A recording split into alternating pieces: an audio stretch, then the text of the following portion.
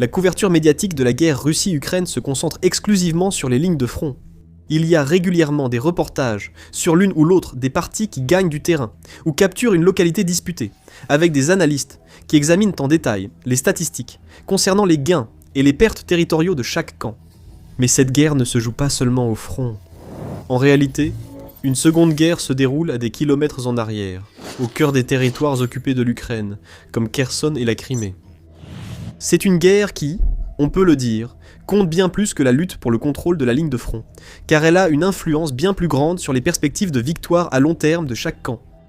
La Russie est en train de perdre cette guerre, et les preuves sont claires. Des routes sûres deviennent des autoroutes de l'enfer. Les lignes d'approvisionnement établies de longue date sont coupées. Les connexions sont coupées. Les convois sont incendiés. Et les mouvements sont étouffés par des drones et des missiles, ainsi que par des frappes surprises que personne n'aurait pu prévoir, ni auxquelles personne n'aurait pu se préparer.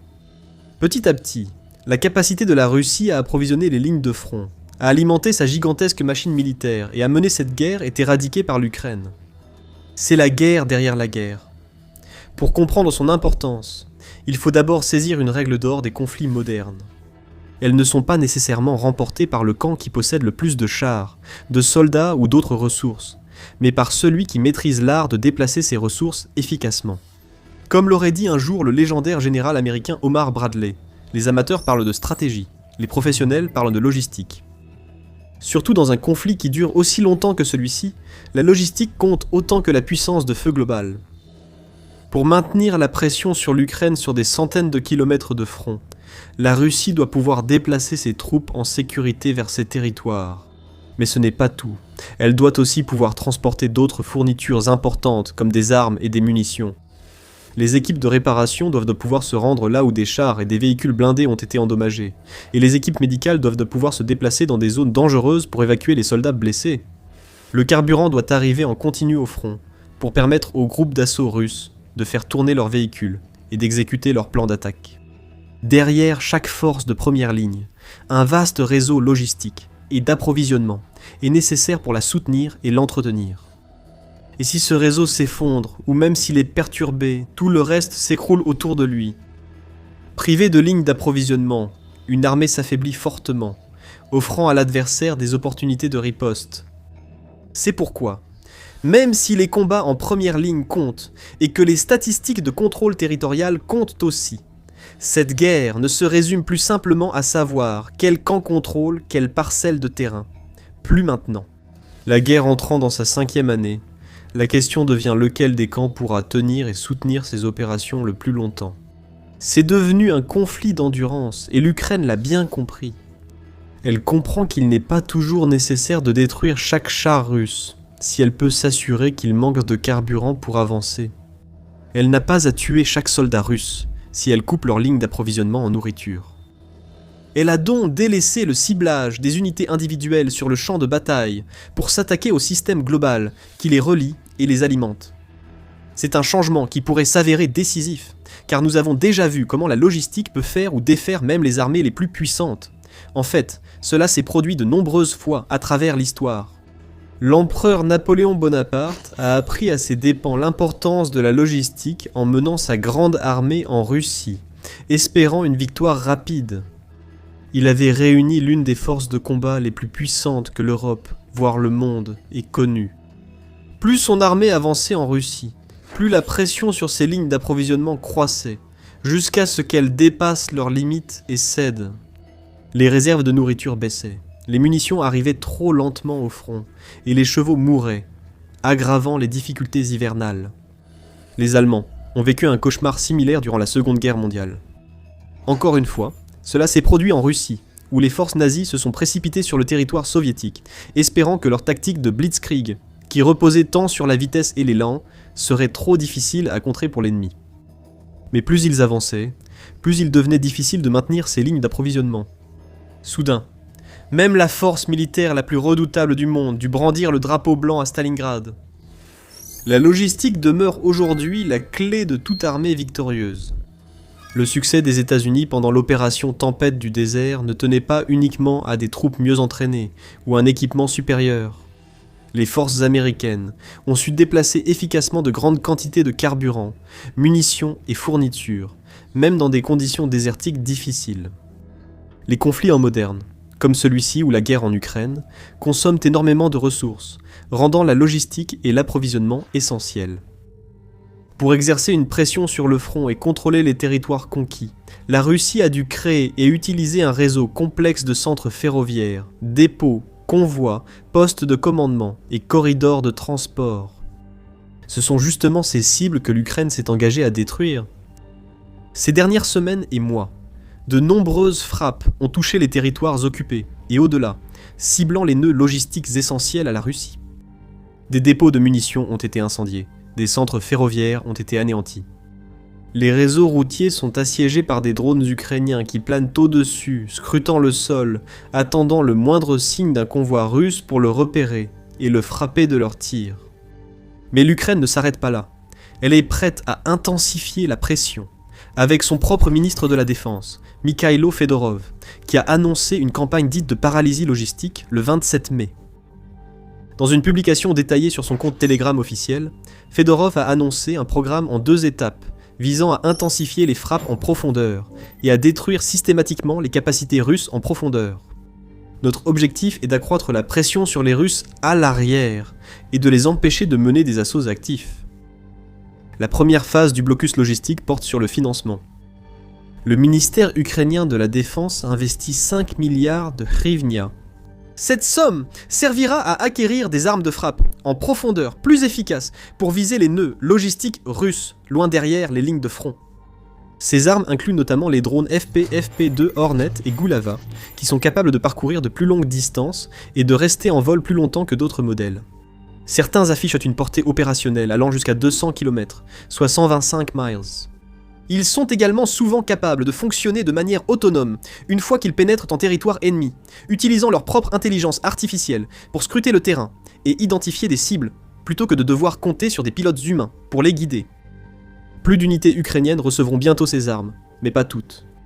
Fedorov a indiqué que le ministère utilise un système de récompense. Seules les meilleures brigades obtiennent les armes les plus récentes et performantes. Les fonds iront aux brigades et unités les plus efficaces, selon le système E-Point, c'est-à-dire aux équipes spécialisées dans la destruction de l'ennemi dans la profondeur opérationnelle et obtenant les meilleurs résultats dans ce domaine. Les premières unités ont reçu des fonds, et les achats ont débuté. C'est logique, les armes à moyenne portée coûtent plus cher à produire que les drones FPV, et l'Ukraine n'a pas de fonds illimités. Elle a toujours fonctionné de manière ingénieuse, en utilisant les ressources à sa disposition avec soin et attention, afin de ne rien gaspiller. Distribuer ces armes à des unités incapables d'en profiter pleinement n'aurait pas beaucoup de sens. En confiant ses moyens aux brigades les plus performantes, l'Ukraine accroît ses chances de frapper la Russie et rend son blocus logistique plus efficace. Fyodorov a aussi expliqué la seconde phase du programme. Nous centralisons les appels d'offres pour acheter un important lot d'armes de frappe à moyenne portée. Les appels d'offres ouverts visent la rapidité, la production, la concurrence entre fabricants, la transparence, la prévention de la corruption et l'efficacité des fonds publics. En somme, la première phase vise à fournir rapidement des armes aux brigades pour maintenir la pression sur l'ennemi. La deuxième phase vise davantage le long terme. Il faut déployer le système nationalement pour accroître vite la production de drones de frappe à moyenne portée, créer plus de concurrence entre fabricants et standardiser les achats, afin de déployer bien plus de ces armes dans les mois et les années à venir. Avant d'expliquer pourquoi c'est important et son impact sur le terrain, vous regardez l'émission militaire. Abonnez-vous dès maintenant si ce n'est pas déjà fait. Fyodorov prévoit que l'Ukraine bénéficiera rapidement de ce programme et précise, dès cet été, l'achat centralisé de capacités de frappe à moyenne portée aura un impact sur la ligne de front. L'ennemi ne se sentira plus en sécurité, même à une grande distance de la ligne de combat.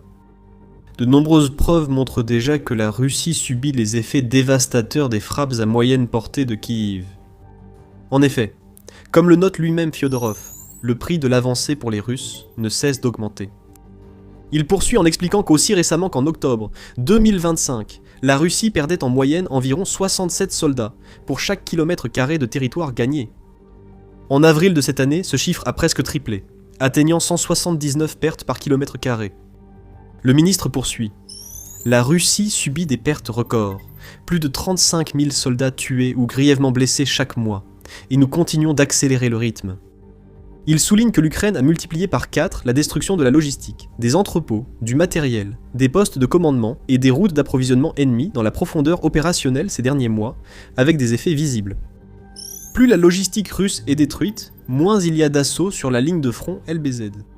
Fyodorov avance 2 raisons principales. D'abord, l'Ukraine a adapté sa stratégie pour viser davantage des cibles à l'arrière du front.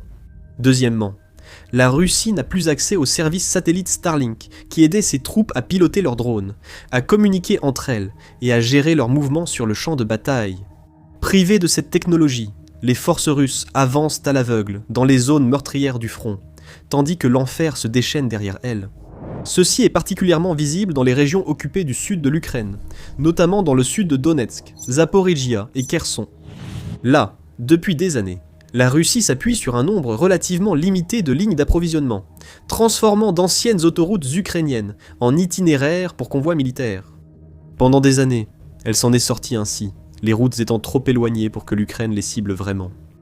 Même si elle pouvait effectuer une frappe de temps en temps, elle n'avait tout simplement pas la technologie nécessaire pour le faire de manière régulière. Mais tout cela a changé. L'Ukraine détient maintenant la technologie et les armes pour frapper ces sites, et elle s'en sert avec une efficacité remarquable. À Donetsk, la brigade Azov du 1er corps de la garde nationale d'Ukraine a récemment indiqué que ses drones longue portée placent activement les routes d'approvisionnement russes sous contrôle de tir. Plus précisément, ils ciblent 2 routes principales menant à la ville ukrainienne de Mariupol.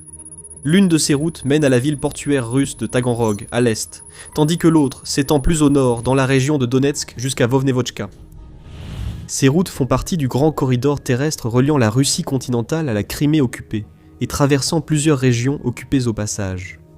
Ce passage est essentiel pour le Kremlin pour acheminer nourriture, munitions et fournitures vers la Crimée, surtout depuis que les autres routes sont détruites ou trop dangereuses.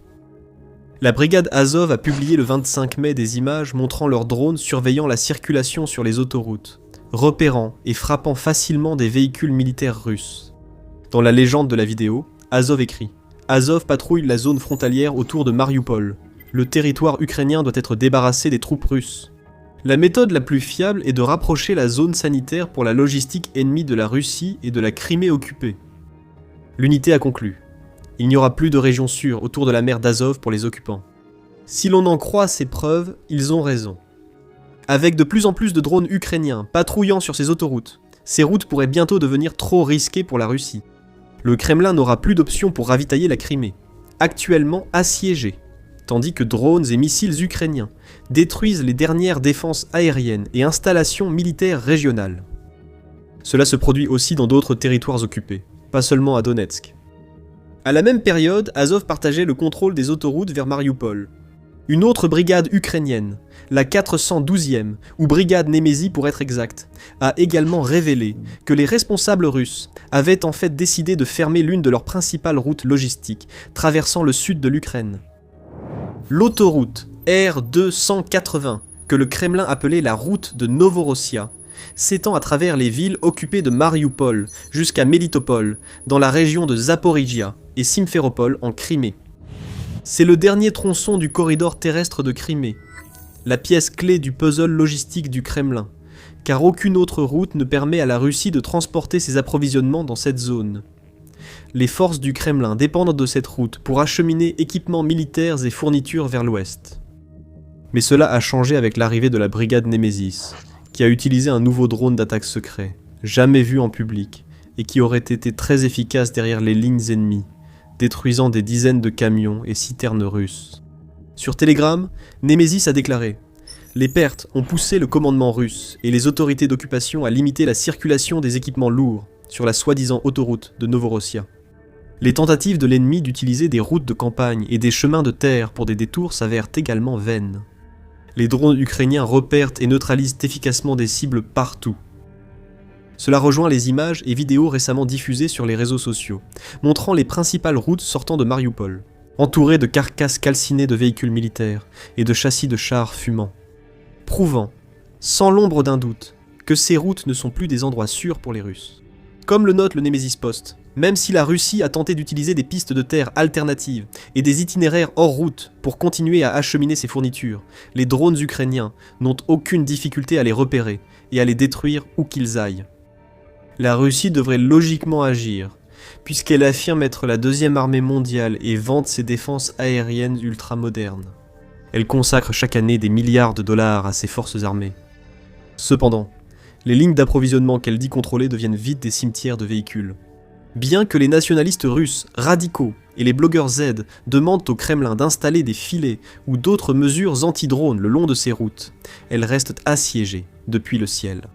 Cela est sans doute parce que l'Ukraine s'est aussi concentrée sur les défenses autour des routes, pas seulement sur les routes elles-mêmes. Kyle Glenn, enquêteur au Center for Information Resilience, a révélé une hausse de 300% des frappes ukrainiennes contre les défenses aériennes et équipements de guerre électroniques russes en mars et avril de cette année, avec près de 80 systèmes ciblés. Beaucoup sont coûteux et difficiles à remplacer. Et chaque fois que la Russie perd un système de défense, il devient encore plus facile pour l'Ukraine de le frapper à nouveau, encore plus durement qu'auparavant. Comme le souligne Glenn, le danger pour la Russie vient de ces pertes collectives de systèmes de défense aérienne, provoquant une défaillance en cascade et rendant les attaques de drones ukrainiens plus efficaces. Et cela ne va pas s'arrêter. Le président ukrainien Volodymyr Zelensky l'a confirmé le 5 mai en écrivant sur X. Le nombre de frappes à moyenne portée a fortement augmenté. Il y en a désormais 2 fois plus à plus de 20 km qu'en mars et 4 fois plus qu'en février. Et il y en aura encore plus. C'est une priorité. En conséquence directe, les unités russes ressentent déjà la pression, tout comme les forces de Napoléon et les nazis avant elles il y a tant de décennies. Ils déplacent leurs moyens les plus importants, tels que dépôts de munitions et postes de commandement, plus loin du front. C'est une arme à double tranchant. Cela aide à sécuriser les lieux, mais complique la logistique, car les approvisionnements doivent parcourir de plus longues distances. Et à mesure que les drones ukrainiens deviennent encore plus performants pour parcourir ces longues distances, la distance à laquelle la Russie repositionne ses postes de commandement et ses points d'approvisionnement n'aura peut-être plus d'importance. Ils seront bientôt repérés et détruits par l'armée de drones de Kiev, en rapide évolution. Même les journalistes russes perçoivent la crise à venir. Le correspondant de guerre Dmitry Stechin avertissant qu'en l'absence d'action rapide, la logistique s'effondrera dans les prochains mois. C'est exactement sur cela que l'Ukraine mise. Les forces de Kiev reprennent massivement du territoire, à découvrir en détail dans cette vidéo. Regardez celle-ci pour voir comment l'Ukraine a abattu des missiles russes de plusieurs millions sans tirer un seul coup. Abonnez-vous à la chaîne pour plus d'actualités et d'analyses militaires, et merci de regarder.